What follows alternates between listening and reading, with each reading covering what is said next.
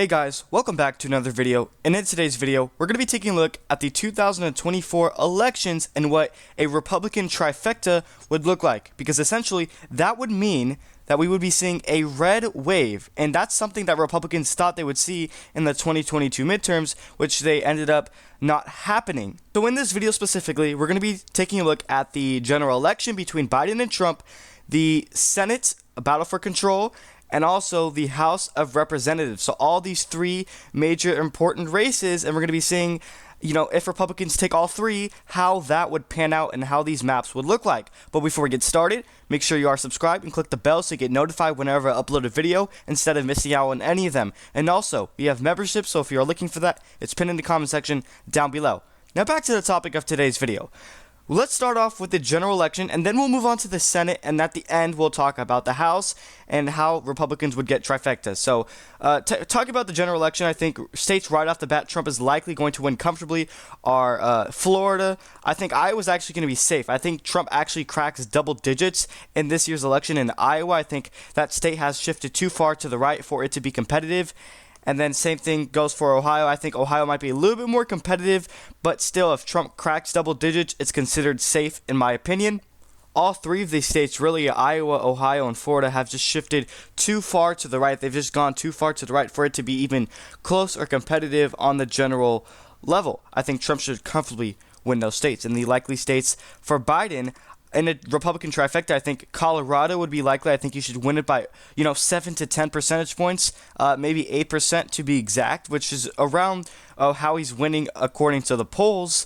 And I think Colorado has just shifted too far to the left, even though it is still considered a swing state. I still think Biden should comfortably win that. I don't see it getting close or competitive at all. You have these Californians moving to a state like Colorado and trending the state even more bluer than already pretty much is. And then I think that's the only likely state for Joe Biden in, a trifecta for the GOP. I also think Texas is going to be likely for Trump. I think he should win it by around 7 percentage points, which is in line with majority of polls. They have him up by 8% as if now. Democrats thought they could do good in this state in 2020, and Trump still won this state by roughly 5 percentage points. So I just don't think they're going to come close to winning it this time around. I mean, you take a look at demographics, trends, and shifts. All odds point to Democrats should take the state in the year of 2036, for example. But, I mean, we're talking about 2024 specifically, in which I think Republicans still have the upper hand. They have the edge in this state. Actually, surprisingly, a lot of Hispanics are conservative in this state more than what some people may think. They probably think that they lean Democrat. Well, that may be true. But, I mean, you take a look at this state specifically, it really depends state to state. If you take a look at California, for example, those type of Hispanics usually tend to vote Democrat. Florida, those type of people vote Republican, and in Texas, it's kind of a mix, 50-50. I would say Democrats slightly have the upper hand there, but I'm just saying that Texas is a little bit more conservative than what some people may think, and Biden is so unfavorable, so unpopular as an incumbent, and I just think Trump is likely going to win this state. And then the lean states for Trump, I think, would be Georgia and North Carolina. Now, keep in mind, Biden won Georgia mainly because of the high turnout among African-American voters, in which I do not expect him to get the nearly 90%. I think he can drop as low as 80%, and if Trump is lucky enough, Biden only gets 70% of black voters, because actually polls suggest currently that Trump gets a fourth of them. He gets 25% of black voters according to polls as of today. So that's good news if you're Donald Trump. And so I think Biden's unpopular, not just among blacks, but among everybody, pretty much. And with that being said, I think Trump wins Georgia by roughly 4 percentage points in this year's election. And now the lean states for Biden in a Republican trifecta year will be New Mexico. I think Biden wins that by roughly 6 percentage points. I also think Virginia would be lean in this scenario as well. Quite a few lean states. I think Minnesota would also be lean for Biden. I think he wins that by around 5 percentage points. And then New Hampshire, I think Biden wins that also by roughly 4 to 5 percentage points as well. Let's start off with New Mexico. I think New Mexico is similar to Colorado. They're pretty much Democratic swing states, but I think New Mexico would be a little bit closer and more competitive than Colorado would be. I think the margin for Biden would be closer in New Mexico rather than a state like Colorado, but I still think Biden has the edge pretty much clear. And then in Minnesota, the state heavily supported Biden in 2020 by roughly 8%. A lot of that had to do with Minneapolis and basically BLM.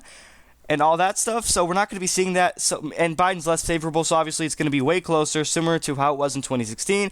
But I still think Biden will win it by a greater margin than what Hillary Clinton did. I mean, she only won it by roughly 1 to 2 percentage points. I think Biden wins it by around 5%. Soda has just shifted, I think, in favor of Democrats in the suburbs there in Minneapolis. I mean, it's just favoring Democrats. I don't think Trump's going to win the state. He may come close, somewhat close, but how close he gets, it doesn't really matter. I think Biden's going to win the state. And then Virginia, Glenn Youngkin, the very well approved, very well popular governor of the state of Virginia, endorsed Donald Trump. So if, him backing Trump, he's so popular, I think could actually help him, Donald Trump, statewide, and maybe it could be close, but still Biden's going to win this state. But with the endorsement of Glenn Youngkin, I think it could get closer, but I think Biden still wins it by roughly 5 percentage points, which is not the greatest margin considering that he won it by double digits in 2020, and now he's winning it by 5%. That's like losing 5%. And in New Hampshire, they heavily favored Biden in 2020. He won it by around 7 percentage points. I mean, I don't think he's going to win it by that much again. But, I mean, I still think Biden has the edge there. I mean, Trump still couldn't win it in 2016, which basically was his best case scenario. Considering that, he couldn't even win it. In a more favorable year back in 2016, I think Biden has the edge here. I think he's going to win it by roughly 4 to 5 percentage points. Then Nevada, I think if the election was held today, I think Trump wins this state by a total margin of roughly under a percentage point. That's how close I think Nevada can get at the end of the day. If Trump is able to flip Reno County, then I think that opens up the door for him to peel a lot of that support away from Biden in the Las Vegas area or Clark County, and basically having third-party candidates at RFK on the ballot could actually help Donald Trump, and which is actually why I think Maine's at-large could be closer than what some people may think, and Biden's margin would just drop because obviously Maine loves third-party candidates and they love independents. So RFK can deal damage in Maine's at-large, and maybe Trump could win it, but I still think Biden wins it by roughly 3 percentage points. And now back to Nevada. I also think that, if Biden is able to hold on to Clark County, which is obviously a stronghold for the Democratic Party, the only reason why they win Nevada is because of Clark County. And if Trump is able to overperform there, I mean, he's winning it already, but I mean, if he's able to do good there, I think Trump wins this state. But obviously, right off the bat, if Biden wins Reno County, then Trump is losing Nevada in 2024. So obviously, Trump must flip Reno County if he wants to, win Nevada in 2024. That's the first step. The second step is to peel all that support away from Clark County. And if he's able to do that, I think Trump is on track to win Nevada in 2024. And in the Sunbelt state of Arizona, this state overall has been trending and shifting in favor of Democrats. They've been gaining Democratic support. They've just elected a Democratic governor in the 2022 midterms for the first time in a long time since, I believe, 2009. So considering that, obviously the state is trending in favor of Democrats. You take a look at McCain's margin in 2008 of 11%. I understand it was his home state, but still, Mitt Romney's margin dropped down to 7 percentage points. And then in 2016, Trump only won it by 3%. And in 2020, basically, Biden won it finally. So you could see these trends that Arizona gets bluer and bluer each election cycle by 3 to 4 percentage points. I mean, it's just consistent. Like I just mentioned, it went from 11 to 7% to 3% to Biden. So basically, it's 3 to 4% in favor of Democrats each election cycle. I mean, with the third-party vote share and RFK on the ballot, I think that benefits Donald Trump, and it's going to help carry him. And I think he's going to win it by roughly around a percentage point. But don't be shocked if Biden somehow barely wins Arizona because of the trends. And I think all eyes are on Maricopa County. I think that one county will decide, who wins Arizona statewide, because if Biden wins Maricopa County, I think he's going to win the state. If Trump wins Maricopa County, I think he wins the state. So basically, whoever wins that county is going to win it. And obviously, voters don't like what they're seeing at the border. So if the border impacts voters, it's going to go in favor of Trump, obviously, because Biden is disapproved of on the border more than any other issue. He's disapproved on immigration. That is his worst issue he was struggling with. So considering Arizona's a border state, people are impacted by this. I think they're going to vote in favor of Donald Trump, and that would turn out for him. So I have Arizona going to Trump in this year's election cycle. And the Rust Belt states, before we move on to the Senate, I think Trump is going to flip Wisconsin by around a percentage point. Now, keep in mind, Trump won this state by a greater margin in 2016 than Biden did in 2020. Trump won this state by 0.8%. Mind you, Biden won this state by 0.6%. So considering that, Trump won it by 0.2% more than Biden did, goes to show you that I think Wisconsin favors Trump, especially when Biden is such an unfavorable incumbent. His approval rating is in the gutter. He's actually at 39%, I believe, right now. So considering that he's below 40% in terms of approval, and Donald Trump is more favored than Joe Biden in this year's election cycle, I can tell you right now, Wisconsin is going to go to Donald Trump in 2024. Voters don't like what they're seeing. High inflation, high gas prices, high prices at the grocery store, and, the economy, quote unquote, is doing very well according to the Biden administration. Well, voters are not feeling that way, obviously, and things were much cheaper under Trump than they were under Biden, and that's a fact. So I think Wisconsin goes to him. And then in Michigan, I actually think Trump wins this state currently. Now, I previously had Biden winning the state before what happened with, Gaza and Hamas. I mean, the Arab population in Michigan alone is roughly 240,000, and that's quite enough almost to actually flip the state in favor of Donald Trump. And you saw back in the Democratic primaries in the state, in Michigan, actually 100,000 people voted uncommitted. And that's basically a protest vote. And if these people are not happy, I think this state can actually flip to Donald Trump in 2024. But it's going to be close no matter what. It's going to be decided by under 1%. So roughly, basically, under, I would say, 50,000 votes. Maybe it would be decided within 20,000 votes, just like how Wisconsin was in 2020. And you may say that, 20,000 people voted uncommitted in the 2020 Democratic primaries in the state, so what's the difference? Well, that may be true, but still, 80,000 more people did it in 2024, so you can see that difference, and it's not looking good for Biden. And if Israel and Hamas don't come with an agreement, which they're not going to, obviously, then it's not going to be looking good for Biden in this state. And then in Pennsylvania, I think Biden probably has the best shot in Pennsylvania rather than any other Rust Belt state. Biden has the best shot in this state rather than Michigan or Wisconsin because he's not facing the, worst outlash. But I still think Trump, at the end of the day, barely wins this state by roughly 0.4 percentage points, somewhere around there. It's going to be decided by roughly under 20,000 votes. That's how close I think this state can get. But I do think that Biden has the best shot in Pennsylvania than any other Rust Belt state. But at the end of the day, the state of the economy, if the election was held today, I think Trump wins this state, and that's what the polls are suggesting. So as of today, 312 electoral votes for Trump and 226 for Biden. That would send him off to retirement in a Republican trifecta scenario. And now moving on to the Senate, this video is going to be very long, guys, so bear with me here. And then we'll end off the video with the House. So that's the general election in a Republican trifecta. Now we're going to move on to the Senate. This is with the Rust Belt. I think Tammy Baldwin is a strong Democratic incumbent. I mean, she always wins in this state on the Senate level, and I think she's going to win it by roughly 2 to 3 percentage points this time around by a lean margin. It's going to be competitive, obviously. It's going to be close, but no matter how close it gets, I still think she has the upper hand in the state. Republicans must run a strong candidate on their part, and I don't think that's going to happen, so I think Tammy Baldwin's going to win re-election. No surprise there. And then Michigan, I actually think this one could be very close to watch, very fun to watch, because Alyssa Slotkin on the Democratic side is not a strong Democratic candidate. She's really not. So if Republicans play their cards wisely and nominate a good Republican in Michigan's Senate race, I think they could possibly flip it, but I still think Democrats, Alyssa Slotkin overall, has the edge in this state. I think she wins it by roughly 1 to 2 percentage points, but Michigan's Senate race actually will be very close and very fun to watch this year's election cycle.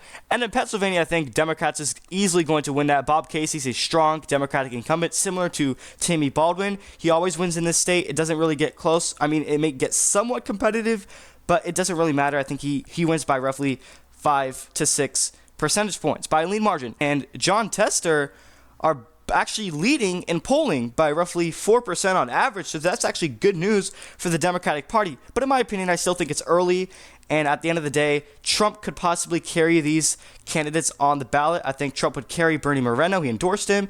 I mean, obviously, Trump's going to win Ohio by roughly 10%, so I don't see a large ticket splitting. And nowadays, it's not common to see ticket splitting because of how polarized we are as a nation. And I think Trump is going to carry Tim Sheehy on these ballots. I think he's going to win it by roughly 2%. Tilt to lean margin, I'll leave it as tilt for now. And then Ohio, I think, would be closer than Montana would be. But I think Bernie Moreno is going to win it by 1%. It's still going to be a lot closer than Montana would be by tilt margin. I mean, keep in mind, Sherrod Brown is very strong. He always wins this, but keep in mind, this is an election year and not a midterm. So considering that J.D. Vance was quote-unquote a bad candidate and he still won by 6%, I mean, you can argue that Bernie Moreno is better than J.D. Vance. And considering that J.D. Vance still did good against Tim Ryan, I think Trump could carry them on the ballot, especially in election year. Obviously, states like Florida, Rick Scott is easily, comfortably going to win this. The state has shifted too far to the right, like I mentioned earlier. I think he wins it by around 7 percentage points, likely margin. And then in Texas, I think it might be a little bit closer than Florida would be. So I think Ted Cruz actually wins that by a lean margin of roughly 4 to 5 percentage points. And actually, Ted Cruz actually almost lost back in 2018 to Beto O'Rourke, but he's not facing Beto O'Rourke. So with that being said, I think Ted Cruz is more favorable now than where he was back in 2018. So I think he's going to win it by 4 percentage points, but it's going to be a lot closer than Florida would be, obviously.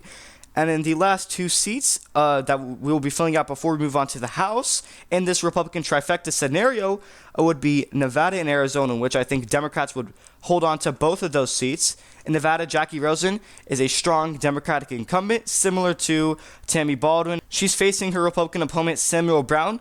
And I think Samuel Brown is actually a decent Republican candidate. He's actually more pro-choice than what some people may think, and he's very moderate on those type of issues. And considering that, you know, if he's playing his cards correctly, which I think he is, he's going to do good in Nevada, but it's not going to be enough to actually flip the seat. I think Jackie Rosen wins by roughly 2 percentage points. And then you saw what happened in the 2022 midterms where Adam Laxalt was poised to win, and he didn't. He fell short. He underperformed massively, and he ended up losing to Catherine Cortez Masto. I know he's completely different from Samuel Brown, but I still think Jackie Rosen's going to win at the end of the day. And then in Arizona, Ruben Gallego is going to be facing Kari Lake, and I believe Kari Lake. Well, we don't know for sure because we haven't had the primaries yet. But if it is Kari Lake, then Ruben Gallego is more than likely going to win because Kari Lake is an utter disaster of a candidate. And I don't care if you're going to say, oh, Trump is going to carry her over the top of the ticket and she's going to end up winning because Trump is on the ballot. No, that's not how it works. I mean, if it's Ohio and Montana, then yes, Trump would carry those candidates on the ballot. But we're talking about Arizona. It's trending to the left in favor of Democrats, and Democrats keep gaining support. So considering that, I think Ruben Gallego wins by roughly 2 percentage points at the end of the day. Kari Lake is just terrible. Because if she couldn't win on the governor's race, come on, guys. The governor's race is more easier than the Senate race. And because, I mean, if she couldn't win that, then she's not going to win the Senate, right? It's common sense. And then, at the end of the day, in this Republican trifecta scenario in this year's election cycle 2024, Republicans take back control of the Senate, 52 seats. The Democrats get 46 seats, but obviously we have 2 independent seats, Angus King and Bernie Sanders from Vermont and Maine, which obviously those 2 seats would end up going in favor of Democrats. So basically, 48 seats for the Democrats. And now this is the finalized Senate map. Moving on to the House of Representatives before we end out this video. I currently have Republicans, as of today, actually keeping the House barely, narrowly. It's going to be very close because Republicans are actually losing seats currently, and their majority is extremely narrow today. So if Democrats do win the House, don't be surprised. I think I will change my prediction later on. But as of now, Republicans win with 221 congressional districts, and Democrats barely fall short. I think they actually could win the House.